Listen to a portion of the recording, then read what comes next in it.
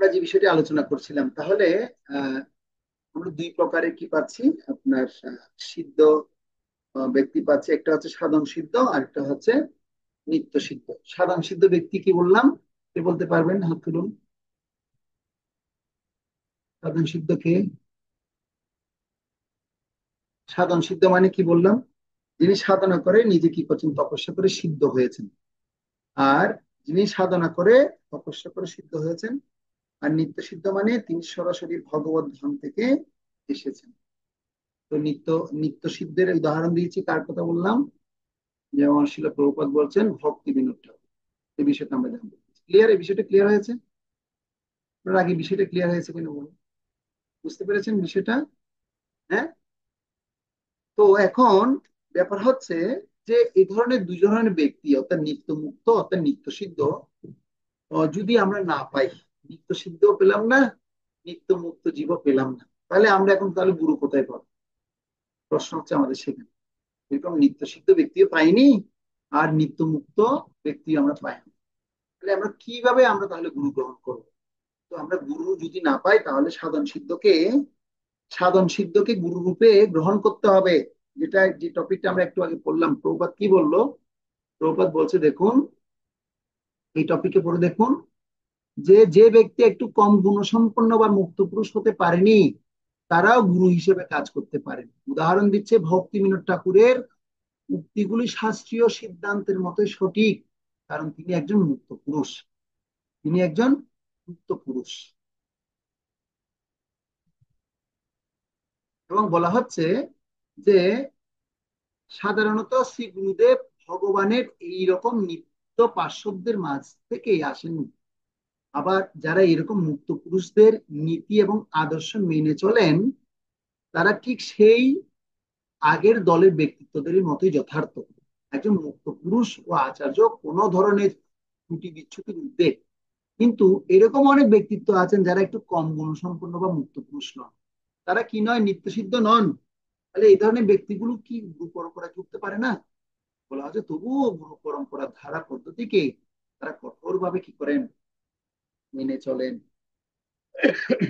তারা গুরু বা আচার্য হিসেবে কর্তব্য পালন করেন। জনার্দনের কাছে পত্র, নিউ ইয়র্ক, 26 এপ্রিল 1968 সালে প্রভুপাদ এই কথা বলছেন। যদি শুদ্ধ ভক্তের অনুসরণ করেন, তবে আপনিও শুদ্ধ ভক্তে পরিণত হবেন। সেজন্য একই কথা, সাধক কোনো ভক্তকে গুরু রূপে গ্রহণ করতে আমরা পারি। এখনো মুক্ত হয়নি, কারণ সে সাধক তো সাধনা করে করে মুক্ত হওয়ার জন্য প্রয়াস করছে। তো আমরা বর্তমানে তো এই ধরনের ভক্তকে আমরা পাচ্ছি। তো তারা কি হননি, এখনো মুক্ত হতে পারেনি, তথাপি তারা সেই শুদ্ধ ভক্তি অনুশীলন করছে। তো আমরা তো এখন সবাই কোন স্তরে আছি? এখন যদি বলি, আমরা সবাই কোন স্তরে আছি, তিনটা লেভেল। একটা হচ্ছে কনিষ্ঠ, একটা হচ্ছে মধ্যম, আর একটা হচ্ছে উত্তম। আচ্ছা, এখানে কারা কারা আছেন উত্তম অধিকারী আছেন? হাত তুলুন এভাবে। উত্তম অধিকারী কারা কারা আছেন? এবার এখন হাত তুলুন। উত্তম অধিকারী কেউ নেই? আচ্ছা, তো কারা কারা আছেন দেখি আপনারা কনিষ্ঠ? হাত তুলুন তো। কনিষ্ঠ মনে করছেন? কনিষ্ঠ, এই যে কনিষ্ঠ ভক্ত, মানে আমি এখন উত্তম ভক্ত হতে পারিনি, মিডিয়াম মিডিয়াম মিডিয়াম ভক্ত হতে পারি, আমি এখন হচ্ছে কনিষ্ঠ ভক্ত। কারা কারা আছেন হাত তুলুন। আচ্ছা, তো যদি কনিষ্ঠ ভক্ত, আমি যদি নিজে মনে করি যে আমি কনিষ্ঠ ভক্ত, তাহলে আমি যদি উত্তম ভক্তের সঙ্গ করি, তাহলে কি আমি উত্তম হতে পারবো না? কি মনে হয়? পারবো কি পারবো না, সিদ্ধান্তটা বোঝার চেষ্টা করুন। আমি যদি কনিষ্ঠ হই, তাহলে উত্তম ভক্ত যদি সঙ্গ করি, তাহলে আমি উত্তম হতে পারবো। পারবো কি পারবো না? কারণ উত্তম ভক্তের সংজ্ঞা হচ্ছে কি, তিনি কখনো কারো নিন্দা মন্দাদি করেন না, তিনি কখনো কাকে অপবাদ দেন না, তিনি সবসময় গুরু পরম্পরা অধিষ্ঠিত যে নির্দেশনা আছে সেগুলো তিনি অনুশীলন করেন। তাহলে আমরা সেই উত্তম ভক্তকে যদি লাভ করতে পারি, তাকে যদি আমি গুরু রূপে যদি পাই, তাহলে কি আমার কোনো অসুবিধা আছে? কোনো অসুবিধা আছে? কোনো অসুবিধা আমার নেই। সেজন্য আমার এই উত্তম ভক্তের সঙ্গ করা অত্যন্ত দরকার। সেই উত্তম ভক্ত তিনি কি হতে পারেন? তিনি গুরু হতে পারেন। কিভাবে গুরু হতে পারেন? কারণ তিনি সাধক। সাধক কোনো ভক্তকে গুরু রূপে গ্রহণ করতে পারি, এখনো মুক্ত হননি, কারণ তিনি এই সাধক যদি গুরু পরম্পরাকে মেনে চলেন, তাহলে অবশ্যই আমি তাকে গ্রহণ করতে পারি। তাহলে তাকে গ্রহণ করা যাবে। কেননা আমি এত কনিষ্ঠ, কারণ আমি উত্তম স্তরে নেই। সেজন্য উত্তম স্তরের ভক্ত যদি সঙ্গ লাভ করতে হয়, তাহলে আমাকে অবশ্যই সেই সাধকের যিনি গুরু পরম্পরা ধারা আছে, তার কাছে আমি সমর্পণ করতে পারি। বুঝা যাচ্ছে কি বলছি? আপনারা তত্ত্ব ধরতে পারছেন? কারণ আমি তো সাধন সিদ্ধ পাচ্ছি না, নিত্য সিদ্ধ পাচ্ছি না। আমরা পাচ্ছি কি, অনুশীলনকারী ভক্ত পাচ্ছি। তো তাকে যদি সে উত্তম উত্তম ব্যক্তিকে যদি আমি গ্রহণ করতে পারি, তার মানে আমি উত্তম হব। তো তিনি সাধনায় একদিন তপস্যা তিনি যে সফল হচ্ছেন আমরা দেখতে পাচ্ছি, যে সফল ব্যক্তিকে আমি অনুসরণ করলে আমার কোনো ক্ষতি হবে? আপনারা কি মনে করেন? কারো কোনো প্রশ্ন আছে এই বিষয়ে? যে আমি যে বিষয়টা বললাম ক্লিয়ার হয়েছে কিনা বলুন। যদি ক্লিয়ার না হয় তাহলে প্রশ্ন করুন, তাহলে আমি আরো ক্লিয়ার করি। বিষয়টা ক্লিয়ার হয়েছে, বুঝতে পেরেছেন? তাহলে এই পরের টপিকে আমরা যেতে পারবো, না যেতে পারবো? ক্লিয়ার প্রভু, হলে আরেকটু ক্লিয়ার হলে ভালো হয়। প্রথম বিষয় হচ্ছে যে আমি তো কোনো না কোনো গুরুদেব গ্রহণ করবো। তো গুরুদেব যদি গ্রহণ করতে হয়, এই জগতে দুই ধরনের জীব আছে। একটা হচ্ছে বদ্ধজীব, একটা মুক্তজীব। তো বদ্ধজীবের দশা হচ্ছে সে এই জড় জগতের থেকে তিনি কি করতে হবে, তাকে মুক্ত হতে হবে। তো বদ্ধ অবস্থায় মানে বদ্ধজীবরা কি করেন, তিনি ভগবানের মনে করুন তিনি সাধনার সাথে যুক্ত হলেন। তো যুক্ত হয়েছে মানে তিনি আস্তে আস্তে পরম্পরার সাথে যুক্ত হয়েছেন, মানে তিনি আর বদ্ধ অবস্থায় থাকবেন না। তিনি আস্তে আস্তে কি করছেন, তিনি সাধনার দ্বারা সে বদ্ধ বদ্ধ অবস্থাটাকে কি করছেন, মুক্ত করার চেষ্টা করছেন। অর্থাৎ তিনি মানে এখন সাধনা শুরু করে দিয়েছেন। তো তিনি সাধনা করতে করতে হয়তো তিনি সাধনায় পূর্ণরূপে সিদ্ধ হতে নাও পারেন। তিনি পূর্ণরূপে সিদ্ধ হননি, তিনি সাধন সিদ্ধ হননি, কিন্তু পরম্পরায় যুক্ত রয়েছেন। তিনি পরম্পরায় যুক্ত থেকে তিনি অনুশীলন করতে করতে তার চেতনা উত্তম ভক্ত রূপে পরিণত হয়েছে। তো সেই উত্তম ভক্তকে যদি আমি অনুশীলন করি, আমি তো কনিষ্ঠ ভক্ত বা কনিষ্ঠ পর্যায়ে এখন যেতেও পারিনি, আমাকে এখনো কনিষ্ঠ পর্যায়ে ধরাও যায় না। তাহলে কি আমি সেই ভক্তকে যদি আমি গুরু রূপে গ্রহণ করি, তিনি যেহেতু গুরু পরম্পরার সিদ্ধান্তগুলো মানছেন, অনুশীলন করছেন, তাহলে কি আমার কোনো ক্ষতি হবে? এটা হচ্ছে আমার প্রশ্ন। ক্ষতি হবে? না প্রভু। ক্ষতি হবে না। যদি ক্ষতি যদি না হয়, তো যদি আমি এরকম মুক্ত পুরুষ পেয়ে যাই, সেটা আমার জন্য অনেক অনেক সৌভাগ্য। কিন্তু এই কলিযুগে তো এরকম মুক্ত পুরুষ পাওয়া মহা মুশকিল। আর সাধন সিদ্ধ গুরুদেব পাওয়া তো মহা মুশকিল। সেজন্য আমরা পরম্পরা যারা অনুশীলন করছে, পরম্পরা যারাই কি যুক্ত আছেন, পরম্পরার নীতি নির্দেশন যারা ফলো করছে, তাদেরকে আমরা গুরুরূপে গ্রহণ করতে পারি। উত্তম ভক্ত রূপে গুরু রূপে আমরা তাদেরকে মেনে নিতে পারি। মেনে নিলে আমাদের কোনো ক্ষতি হবে না, আমাদের চেতনা কি হবে, উন্নত হবে। যেটা আমরা বুঝতে পারছি, আমাদের ইসকনের হাজার হাজার ভক্ত যারা এইভাবে পরম্পরা মেনে গুরু গ্রহণ করেছেন, তাদের চেতনা উন্নত হচ্ছে কি হচ্ছে না, আমরা নিজেরাই প্রমাণ। যারা গুরু পরম্পরা অনুশীলন করে আছেন আচার্যরা, সে আচার্যদের দিক নির্দেশনা আমরা অনুশীলন করছি বিধায় আমাদের চেতনা অনেক আগে থেকে অনেক উন্নত হয়েছে, আরো হবে। সেটা আমরা প্রত্যক্ষ ভাবে প্রমাণ আমরা পাচ্ছি। সেই সমস্ত শুদ্ধ ভক্তদের সেবা করলে আমাদের তৃপ্তি মিঠে কিনে মিঠে না, না বিরক্ত লাগে, কোনটা বলুন তো? কোন শুদ্ধ ভক্ত যদি আমাদের সেন্টারে আসে বা মন্দিরে আসে, তাদের দর্শনে কি আমার পবিত্র হয় হৃদয়, না আর দূষিত হয়, তাকে দেখলে আমার কাম ভাব জন্মায়, কোনটা বলুন তো? প্রভুর হৃদয় পবিত্র হয়। হৃদয় পবিত্র হয়। তো হৃদয় পবিত্র হওয়ার কারণ হচ্ছে কি, তিনি শুদ্ধ ভক্তি অনুশীলন করছেন। এই বিষয়টা ক্লিয়ার করতে চাই। এটা এটা এটা বুঝতে পারলেই পট্টবিকে আমার আলোচনা। এরকম শিল প্রভুপাদকে একদিন প্রশ্ন করছেন, আহ, একদিন তার শিষ্য, প্রিয় শিষ্য প্রশ্ন করছেন, প্রভুপাদ, আহ, আমাদের ইসকনে কতজন শুদ্ধ ভক্ত আছে? কে প্রশ্ন করছে? শিল প্রভুপাদকে তার একদিন প্রিয় শিষ্য প্রশ্ন করছে। তখন শিল প্রভুপাদ উত্তর দিচ্ছেন, আমাদের ইসকনে কত হাজার ভক্ত এখন আছে? বলছে, প্রভুপাদ এখন তো প্রায় 25,000-এর উপর। 25,000-এর উপর মানে 25,000 উপরে যারা আছে সবাই শুদ্ধ ভক্ত। বলছে, এটা কি বলছেন প্রভুপাদ? বলছে, হ্যাঁ, মানে ইসকনে যার নীতি নিয়ম নির্দেশনা আছে, সবগুলো হচ্ছে শুদ্ধ ভক্তির পন্থা। তো তারা হয়তো এখন তারা পূর্ণরূপে শুদ্ধ হতে পারেনি, কিন্তু তারা কি কোথায় আছে, প্রক্রিয়া আছে। যেমন একটা গাছে আম যখন ধরে, কাঁচা আম, সে কি আজীবন কি কাঁচা থেকে যাবে? সে কি পাকবে না? কি মনে হয়, পাকবে কি পাকবে না? কিন্তু তাকে যুক্ত থাকতে হবে, তাকে লেগে থাকতে হবে, লেগে থাকলে কি হয়ে যাবে, পেকে যাবে। দেখুন শিল সুখ স্বামী গুরু মহারাজ বলেন, বলছে, লেগে থাক লেগে থাক, লেগে থাকলে একদিন ঠিকই পেকে যাবে। শুধু লেগে থাকতে হবে, লেগে থাকলে কি হবে, ঠিকই আমরা একদিন শুদ্ধ ভক্তে পরিণত হব। ছিল প্রভুপাদ থাকাকালীন সময়ে যে সমস্ত ভক্তরা অপরিপূর্ণ ছিল, তারা আজকে সবাই এক একজন মহান মহান আচার্য হয়েছেন না, পূর্ণতা প্রাপ্ত হয়েছেন না, তাদের হাজার হাজার শিষ্য হয়েছে না, হয়েছে কি হয়নি? ছিল প্রপাত এই জন্য বললেন আমাদের ইসকনে যারা টিকে থাকবে তারা সবাই হচ্ছে শুদ্ধ। সবাইকে বলো হরি বল। তার মানে আমরাও যুক্ত হয়ে আছি, আমরা একদিন কি হব, এভাবে গুরু পরম্পরা গুরুদেবের আশ্রয়ে যদি থাকি আমরা একদিন এভাবে শুদ্ধ ভক্তি যাচন করতে পারবো। হয়তো গুরুদেব হতে পারবো না, কিন্তু শুদ্ধ ভক্তি আমরা যাচন করতে পারবো। শুদ্ধ ভক্তের সঙ্গে থাকলে অবশ্যই সম্ভব হবে। শুদ্ধ ভক্ত চরণ রেণু ভজন অনুকূল। সেজন্য ইসকনের সবাইকে শুদ্ধ ভক্ত বলে শিল প্রভুপাদ বিবেচনা করছে। তো গুরু হবার যোগ্যতা তাহলে কি? এবার দেখুন আপনারা, আমরা তাহলে এই বিষয়টি আলোচনা করলাম। তো আজকে 9টা 14 হয়ে গেছে, আজকে আর আলোচনা করব না। আগামী ক্লাসে আমরা গুরু প্রকারভেদ, গুরু পরম্পরার পদ্ধতি এবং মরণোত্তর ঋত্বিকবাদ সম্পর্কে আলোচনা করব। যেহেতু আজকে ওরিয়েন্টেশন হয়েছে, অনেকটা সময় আমাদের দিয়ে গেছে, আমরা চেষ্টা করব আমাদের 5টা ক্লাসের মধ্যে আমাদের কোর্স সম্পন্ন করতে। তো আজকের যে আলোচনা শেষ হলো, এই আলোচনার মধ্যে কারো কোনো প্রশ্ন বা মন্তব্য থাকলে আপনারা করতে পারেন। আগামী ক্লাস থেকে আমরা আরো ডিপলি এই বিষয়গুলো সম্পর্কে জানবো যথাযথভাবে। সবে মাত্র আজকে শুরু হয়েছে, আগামী ক্লাস থেকে আমরা আরো খুব তথ্যগতভাবে উপলব্ধিমূলক জ্ঞান আমরা অনুশীলন করবো। আর এই কারো কোনো প্রশ্ন বা মন্তব্য থাকলে আপনারা করতে পারেন। হরে কৃষ্ণ। প্রভু, জীবের প্রত্যক্ষ ত্রুটি চারটি, ওইটা আবার একটু বলেন, চারটা কি কি বলছিলেন যেন? বদ্ধ জীব জ্ঞান লাভ করার তিনখানা কি আছে, আহ,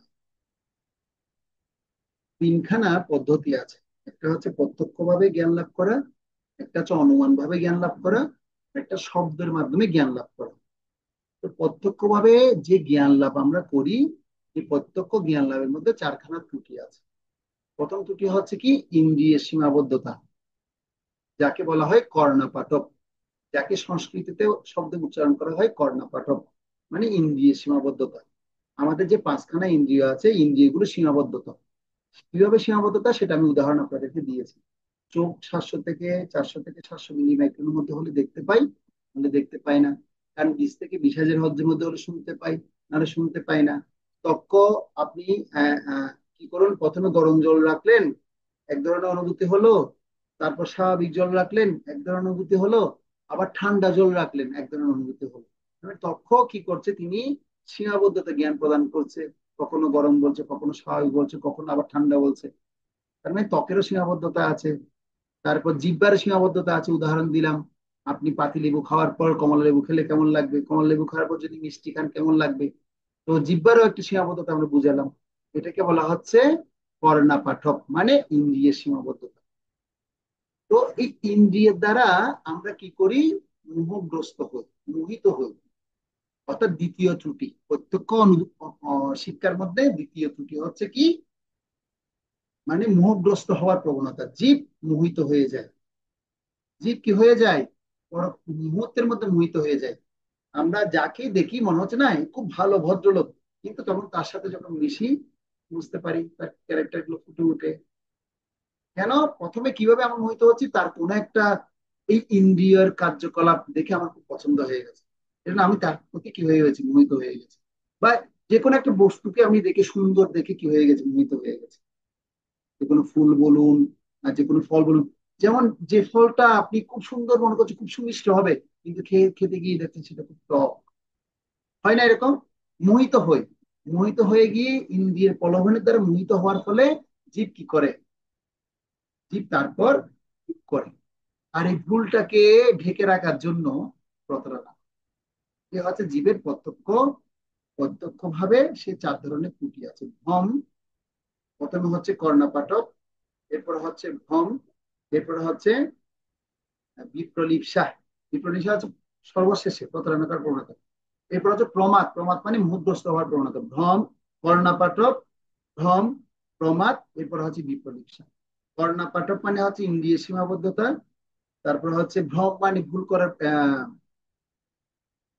ভ্রম, প্রমাদ মানে মুখগ্রস্ত হওয়ার প্রবণতা, তারপর হচ্ছে ভ্রম প্রমাদ, তারপর হচ্ছে ভ্রম, ভ্রম মানে হচ্ছে ভুল করার প্রবণতা, এরপর হচ্ছে বিপ্রলিপসা মানে হচ্ছে প্রতারণা করার প্রবণতা। কর্ণপাঠক, তারপর হচ্ছে প্রমাদ, তারপর হচ্ছে ভ্রম, তারপর হচ্ছে বিপ্লব। এ হচ্ছে 4টা। বুঝে গেল মাতাজি, ক্লিয়ার? হরে কৃষ্ণ। আর আর প্রভু কারো কোনো প্রশ্ন? প্রভু ভ্রম আর হচ্ছে বিপ্রলিপসা যদি আরেকটু বলতেন। আপনারা এভাবে লিখুন, বিপ্রলিপসা শব্দের অর্থ লিখুন, বিপ্রলিপসা ড্যাশ দিয়ে লিখুন প্রতারণা করার প্রবণতা। এটা সবার শেষে। তার আগে কিভাবে হয়, মানুষ কি করে, ভুল করে। ভুল মানে কি, ভ্রম। ভ্রম লিখে লিখুন ভুল করার প্রবণতা। ভ্রম শব্দের অর্থ হচ্ছে ভুল করার প্রবণতা। ভ্রম শব্দের অর্থ ভুল করার প্রবণতা। এভাবে করে লিখুন। বাচ্চাদের মতো বলছে আর কি, ভুল করার প্রবণতা। এবার লিখুন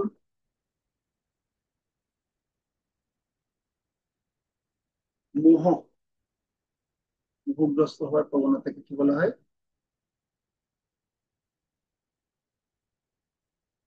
কর্ণপাঠক। ঠিক আছে, যে কর্ণপাঠক লিখেছেন, কর্ণপাঠক মানে ইন্দ্রিয় ইন্দ্রিয় সীমাবদ্ধতা।